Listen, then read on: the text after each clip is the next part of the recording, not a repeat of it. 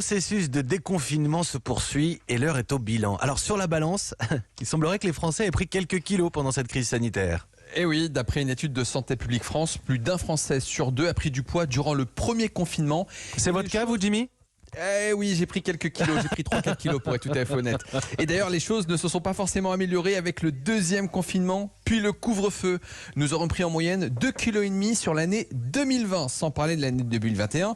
Et les explications sont assez faciles à comprendre. Plus de grignotage, une alimentation plus grasse, plus salée, plus sucrée. Alors ça va s'expliquer par l'ennui, mais aussi le stress de la période, qui fait que forcément, on aura tendance à manger un peu plus, mais aussi à pratiquer moins d'activité physique et donc plus de troubles du sommeil. Le cocktail est donc parfait pour prendre quelques kilos. Je crois que vous en savez quelque chose, Mathieu.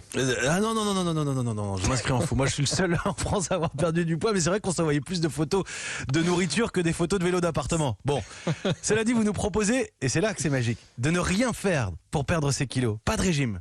Non, absolument aucun. D'ailleurs, je tiens à vous le rappeler qu'il n'existe aucun régime ayant fait preuve d'une efficacité sur le long terme.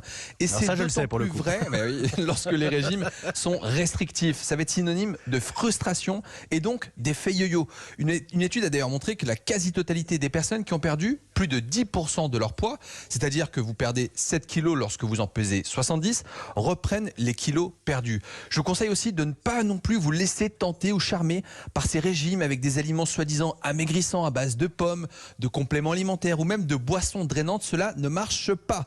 Malgré tout, la saison avec le beau temps devrait jouer en notre faveur. Il va bientôt normalement faire chaud et beau et naturellement, le corps va rechercher ce qui est frais et hydratant. C'est donc le moment idéal pour manger des fruits et des légumes de saison, limiter les plats aux sauces qui sont forcément plus caloriques et plus difficiles à digérer. Oui, et puis qui sont souvent faits pour l'hiver en même temps. Voilà, de beaux fruits vont arriver, là c'est la saison qui s'annonce. Donc finalement, nous allons en quelque sorte nous réguler tout seuls et perdre...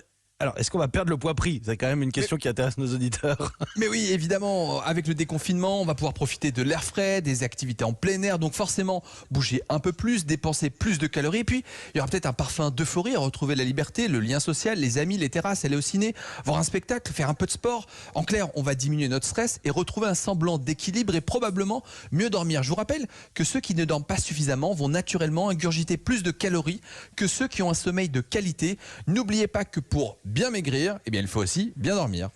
Merci, docteur Jimmy.